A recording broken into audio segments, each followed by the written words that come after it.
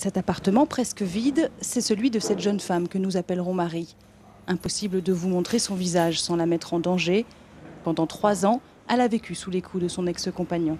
Enfin, après tous ces mois de galère passés, toutes ces choses passées, oui, là c'est un plaisir d'enfin emménager là, enfin avoir son chez soi, être tranquille.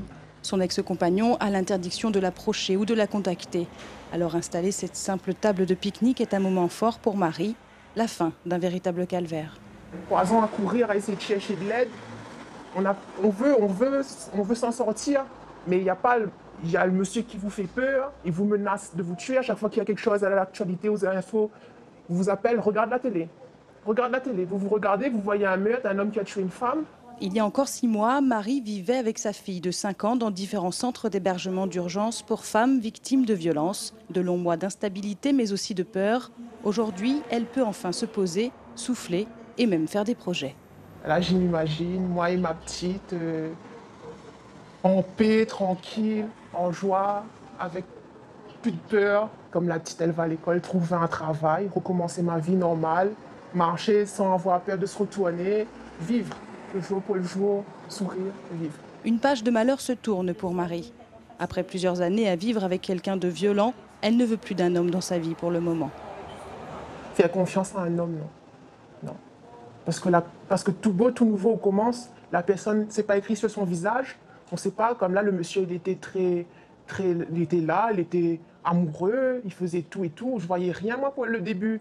C'était quelqu'un de normal, même un petit peu trop normal. Il portait le café au lit et tout. C'était beau, quoi. On ne trouve pas un homme comme ça. C'était 6 mois de rêve, c'était l'homme parfait. Pour elle, mais aussi pour sa fille, elle a eu le courage d'en parler à ses proches et d'aller jusqu'au bout. Bien déterminée à construire un cocon à sa petite, loin de la violence. Et pour que les enfants ne deviennent pas des adultes violents, le CEVIF, collectif d'élimination des violences intrafamiliales, intervient dans les écoles. Donc je m'appelle Winda, vous vous souvenez de moi? Je suis venue vendredi dernier. Et donc de quoi on avait parlé? De la violence. De la violence. Il y avait la violence physique, la violence verbale, la violence psychologique. Aujourd'hui, ce sont des élèves de CE2 d'une école de Saint-Denis. Du haut de leurs 8 ans, avec leur spontanéité et leur innocence, ils apprennent à ne pas blesser l'autre. La directrice du CEVIF, Chantal Jouvenot, vient parfois aux animations. Elle regarde avec bienveillance ses enfants, souvent premiers témoins de la violence conjugale à la maison. Ils sont vraiment très réactifs, ils trouvent des solutions, ils ont des choses à raconter. Et parfois, ça arrive que des enfants dévoilent quelque chose. Il peut arriver qu'un enfant rentre à la maison et dise à sa maman: maman, j'ai eu une intervention du CEVIF, c'est pas normal ce que te fait papa, tu devrais aller voir au CEVIF. Et on a plusieurs femmes qui arrivent chez nous et qui nous disent: si je viens, c'est parce que ma fille ou mon fils m'ont dit de venir vous voir. On avait dit que ça faisait mal au cœur et à la tête. Est-ce que c'était l'organe du cœur qui était touché? Non. Ces enfants sont parfois témoins et peuvent aussi subir cette violence familiale.